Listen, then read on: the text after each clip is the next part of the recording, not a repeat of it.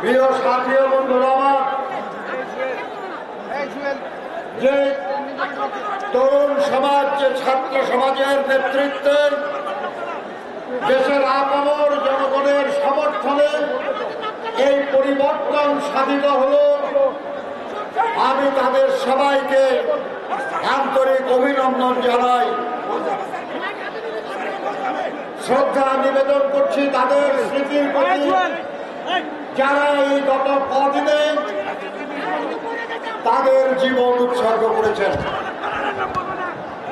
এর আগেও যারা এক দফার জন্য জীবন উৎসর্গ করেছেন, তাদের পবিত্র রক্তের সাথে আমাদের এই ভাই বোনদের রক্ত মিলিত হয়ে প্রবল রক্তচ্ছ্বাসের সৃষ্টি করেছে।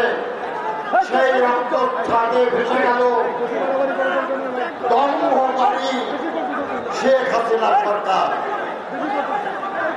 আর তাদের সেই ধ্বংসস্তূপের উপর আগামী দিনে একটি গণতান্ত্রিক, সমৃদ্ধ, শান্তিপূর্ণ এবং মানবিক বাংলাদেশ গড়ার যে স্বপ্ন আমরা মুক্তিযুদ্ধের সময় দেখেছিলাম, সেই স্বপ্ন পূরণের দায়িত্ব আজ আমাদের উপর অর্পিত হয়েছে। এই স্বপ্ন পূরণ করতে হবে। এই যে সফল লড়াই, এই লড়াইকে বিপদগামী করার জন্য চক্রান্ত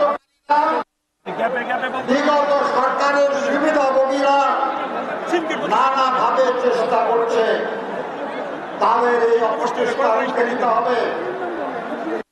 এই মুহূর্তে শান্তি এবং শৃঙ্খলা সময়ের দাবি, কারণ আমরা স্বৈরাচারের পতন চেয়েছিলাম, এক দফার লড়াই করেছিলাম, শুধু এই সরকারের পতনের জন্য নয়, আমরা চেয়েছিলাম এই ফাঁসিবাদী স্বৈরাচারী সরকারের পরিবর্তে অবাধ, সুষ্ঠু, নিরপেক্ষ নির্বাচনের মাধ্যমে জনগণের কাছে জবাবদিহিতা করবে, জনগণের কাছে দায়বদ্ধ থাকবে এমন একটি দেশপ্রেমিক সরকার গঠন।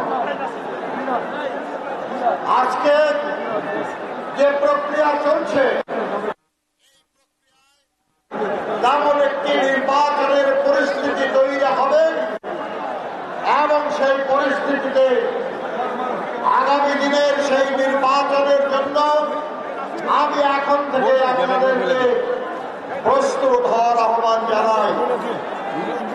আজকের লড়াই আর ফাঁসিবাদের পতনের না, কারণ ফাঁসিবাদ পতিত হয়েছে, দাম্ভিক শেখ হাসিনা পলায়ন করেছে।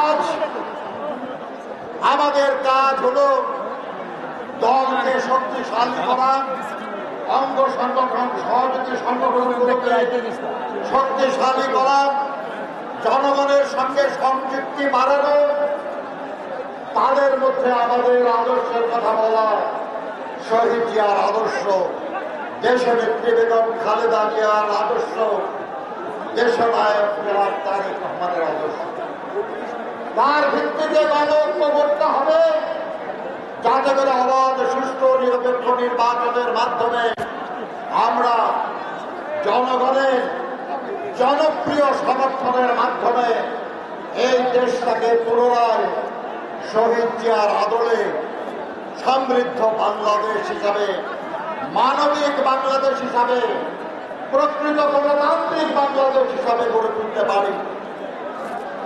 আমার বয়স হয়েছে, কিন্তু তারপরেও মুক্তিযুদ্ধ করেছিলাম, ওই আকাঙ্ক্ষা এখনো বুকে ধারণ করি। সেই আকাঙ্ক্ষা বাস্তবায়নের যে সময় এসেছে, এই সময়ে আমি আপনাদের সাথে লড়াইয়ের ময়দানে থাকব, এই আকাঙ্ক্ষা ব্যক্ত করে আপনাদের সবাইকে দীর্ঘদিন যে কষ্ট আপনারা করেছেন, সেই কষ্টের জন্য ধন্যবাদ।